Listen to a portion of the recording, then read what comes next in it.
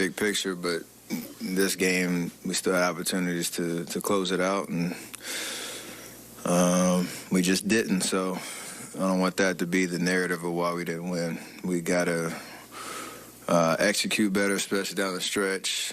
But in a game like this, team coming off a back-to-back, and the way that we started the game, honestly, I know it's the league and they're talented, but that shouldn't be the case. Shouldn't have to win it twice, and we put ourselves in that position.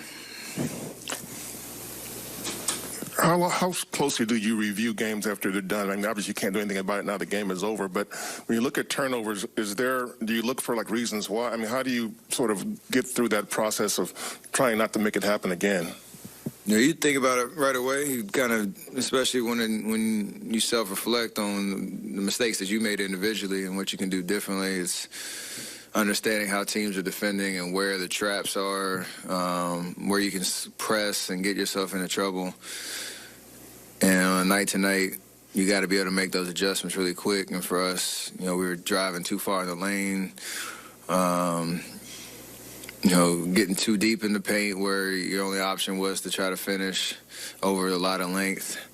And they, you know, collapsed the paint, so we didn't use that to our advantage for the full game. In the first quarter we did, but after that it was kind of, you know, bogged down a little bit, and they used our length to their advantage. So for us, we have to be able to make those adjustments on the fly, and we didn't. Steph, how would you, I guess, analyze your fourth quarter? You haven't scored in a few games. Do you like the shots you're getting? Is it easy to be patient because you have other guys who can score, or is there a part of you that feels like you kind of need to get buckets in the fourth quarter? Well, we won 2 of them, so I wasn't really worried about it at all. Tonight, there was the last 2 shots in regulation. Obviously, the last one of the game winner looked good. Those are 2 shots I'd take every day of the week. Overtime, I think I pressed a little bit. Maybe settling a little bit, especially when I didn't have it going from 3 and not, you know, get into the paint, getting my, you know, runners off or getting the ball moving. A little critical of myself on those last 3 shots, but, you know, with the way teams guard, I got to be able to be a threat. And I don't know how many field goal attempts I got over the last 3 games. It didn't seem like a lot, but we're, what's that, over 3 games? So, like, a lot of that's just how the teams are defending, and we can get a lot of good shots. And we were obviously, you know, turning those into wins. Tonight it didn't, so obviously that's going to be something I look at in terms of how I can help down the stretch, but I'm not worried about that. Turnovers, I mean, how big were they in resulting in this loss? I mean, it's huge. You know, that's one of our staples is taking care of the ball. I mean, if you have 22 turnovers in any game, it doesn't matter if it's professional, high school, AAU, you're kind of putting your back against the ropes there. So turnovers were obviously a main Achilles heel for us today.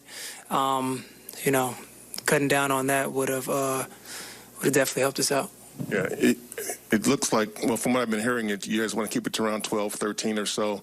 And it's only happened, Steve said, 1 time so far this season. And you guys were winning, but it didn't matter.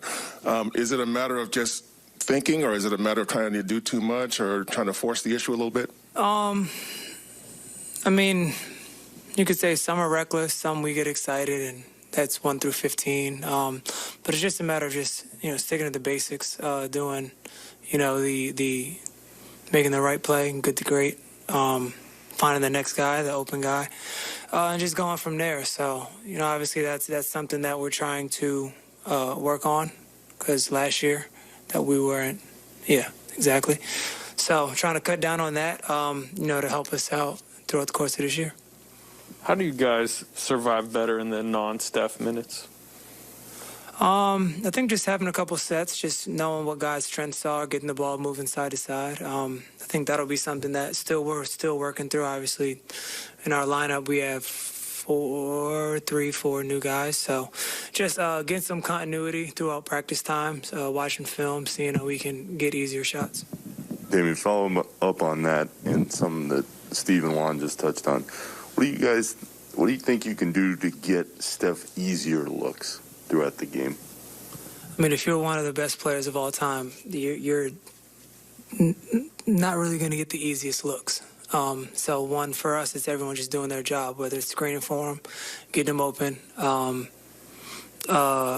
executing the play. Obviously, guys still being aggressive in their own right to kind of release some pressure off of him, but just doing the right thing, just knowing how to play the game. I mean, we have 15 guys on the team that know how to play the game, so playing the game the right way, not turning the ball over, so that we're able to have more possessions, be able to get out and run. And then, like I said, just make the game easy for us. Make it easy for us, which makes it easier for him, which, then we get more shots. Special as we have the AT&T Fiber Fast recap here. Going to Steve Kerr as he goes to the podium for the first time after a loss. Yeah, pretty much. I mean, we had a great first quarter, and the ball was moving, and then we just got a little crazy out there. And I give them credit. They were on a back-to-back, and they came in and dug in and played defense and forced some of those turnovers, but a lot of them were unforced. And that's been our goal all preseason, all camp, all early part of the season was to cut our turnovers down to a really reasonable number, kind of 12, 13 range.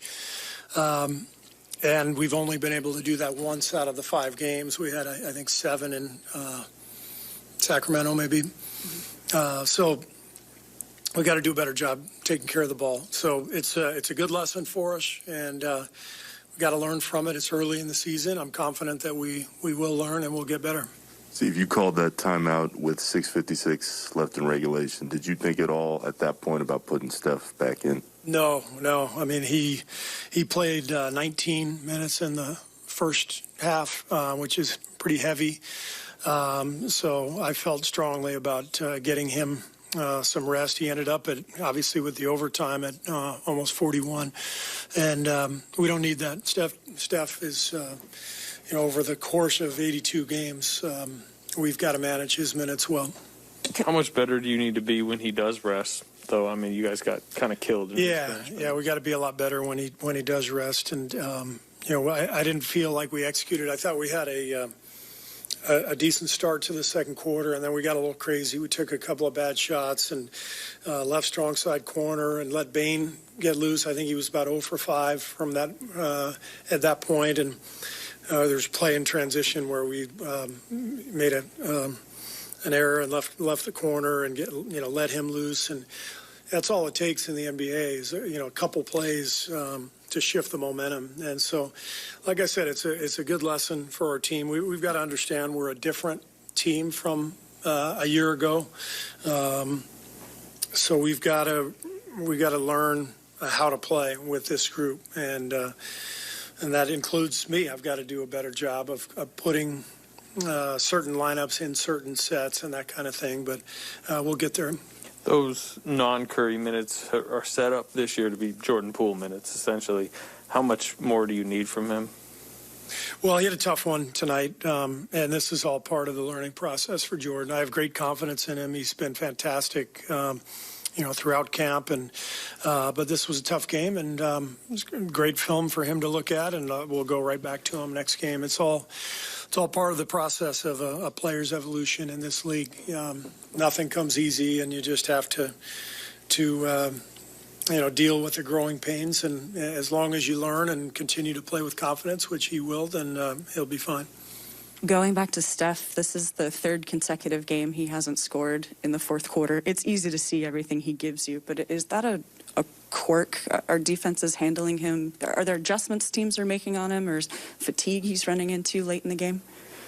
Well, teams are all over him for sure. They're sending 2 at him. They're trapping him. They're doing everything they can to slow him down. I think right now he's working too hard for his shots, and that's what I mean when I say this is a different team from last year. Last year, I don't think we had much choice, just the way our team was built. I think this year we have more shooting. We have a little more playmaking. I think this team will learn to trust one another, and I'll learn to get them into comfortable sets where they can execute, and we're all going to work on this together and get better. You've mentioned that a couple times, what you can do with certain lineups. So what needs to be done better with that second unit when he is off the floor? Probably get into more calls. I think we got into some random situations too often. So maybe we need to control the tempo. Obviously, we don't have a true point guard out there on the floor with that second unit. Jordan's more of a scoring guard, which is one of the reasons we like to play Andre out there with him to help him, manage the game. But I think we need to examine, what we're running with that group and what we can do to settle them down a little bit. Steve, you mentioned Steph working too hard for those shots. Why do you think that is right now? Because I don't think we're executing offensively. I think we're just too scattered. We've always been a team that thrives in chaos, but I think we're a little too chaotic